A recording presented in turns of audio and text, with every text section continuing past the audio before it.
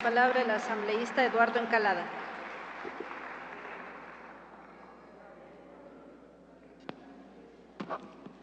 Señora Presidenta, compañeras y compañeros asambleístas, doy un saludo a los periodistas ecuatorianos, a esos hombres que con valor, con sacrificio, se comunican con el pueblo ecuatoriano. Eugenio de Santa Cruz y Espejo publicó un día como hoy las culturas del pueblo, las primicias de la cultura de Quito. Pero él partía de un concepto más de fondo, del respeto a la gente. A través de la prensa, concientizar a la gente que todos tenemos el derecho a ser iguales. Todos tenemos el derecho a vivir en este mundo con condiciones iguales.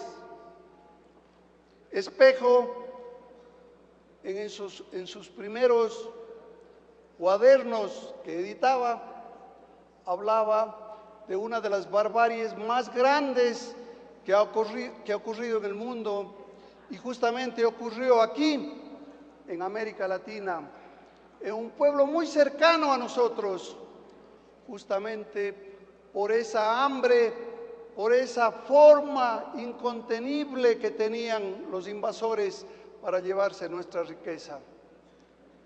Espejo denunciaba, y a través de su prensa, de que nunca más se puede cometer actos bárbaros como los cometidos en Potosí, en el Perú y en Bolivia, en donde 20 millones de seres humanos fueron muertos, fueron asesinados para trabajar en las mitas y sacar la plata y el oro para llevar a la vieja Europa. Eso denunciaba Espejo: libertad y conciencia de los ciudadanos para que nunca más ocurran esas cosas. Más recientemente tenemos a un célebre cuencano que escribe Boletín y Elegía de las Mitas, en donde describe la barbarie asimismo del patrón contra el hombre que trabajaba en el campo, contra el campesino. El país le debe mucho a ese escritor genial que traspasó las fronteras nuestras, a César Dávila Andrade, hombre que denunció con plena libertad a través de su pluma las libertades que fueron quitadas a la mayoría de los seres humanos que vivían en este territorio. Estamos debatiendo una ley que se ha vuelto polémica y lógicamente todas las leyes, unas más, otras menos, son polémicas porque no puede hacer una sola persona. Somos un conjunto de 13 millones de habitantes que pensamos y tenemos una cabeza diferente y todos tenemos una opinión diferente, pero sí pensamos y creemos que todas las leyes tienen que ser en beneficio de las mayorías. Y justamente esta ley que se ha vuelto polémica, y qué importante que se ha vuelto polémica, tiene que salir de un consenso que ya se hizo y que se ha hablado aquí, un consenso en donde los jefes de los diferentes partidos y las tendencias políticas se han sumado, y como sociedad de convicción me sumo a ese convenio, me sumo a ese criterio, a ese criterio de paz, de comprensión, de conversación. Las cosas se hacen razonadamente, conversando, sin alterarse. Por eso, señora Presidenta, yo creo en ese convenio. Y repito, sacaremos una ley que beneficie a todos, pero esa ley, señora Presidenta, tiene que estar trazada de tal manera que no haya una concentración de ningún grupo, de ningún sector en los medios de comunicación. Por eso, sabiamente, en la Constitución se hablan de las tres formas de la comunicación, de los tres espacios de la comunicación: los medios públicos, los privados y los comunitarios. Y le escuché hace un momento a un compañero de la bancada de Sociedad Patriótica decir algo muy importante. Aquí queremos una ley que beneficie a todos y no a pocos. Que los medios de comunicación que están en este momento acá sean justos, sean equitativos, hagan conocer la voz de los asambleístas a todo el país, no a 2 o 3 asambleístas. Ahí eso es lo que queremos. Queremos una ley en la que la gente participe, la gente diga lo que piensa y lo que siente. Yo creo que hay muchas cosas que se habla, y no solamente que tenemos nosotros que tomarle. La Constitución nos obliga a que en esa ley exista la libertad de expresión, pero la libertad concebida desde el punto de vista humano.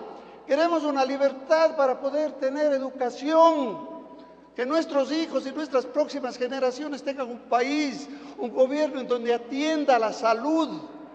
No es posible que en estos actuales momentos quien se enferma y por la edad o por las circunstancias de la vida tenemos que enfermarnos, tengamos que llegar a hospitales y no podamos tener la atención. Tenemos el derecho a solicitar y tenemos la libertad de exigir que tengamos educación gratuita para todos, salud gratuita para todos. Por eso, después de unos días, este mismo pleno, este mismo grupo de asambleístas tratará una de las leyes más importantes también para este país, la Ley de Educación Superior, en donde se quiere que mejore la educación ecuatoriana. Ninguna persona, ningún ecuatoriano yo le he oído que quiere una ley para bajar de calidad a las universidades. La universidad ecuatoriana tiene que dar profesionales de primer nivel para que trabajen en los hospitales, para que trabajen en las carreteras, para que trabajen en los medios de comunicación. Veía el otro día un letrero en este recinto en el que decían: somos 11,000 profesionales de la comunicación y no tenemos trabajo. Es lógico que esta nueva ley tiene que darse para que los profesionales que las universidades ecuatorianas han dado tengan trabajo, pero lógicamente haciendo una diferenciación. Los que trabajan en los medios de comunicación, sean públicos, privados o comunitarios, no todos tienen que ser los profesionales.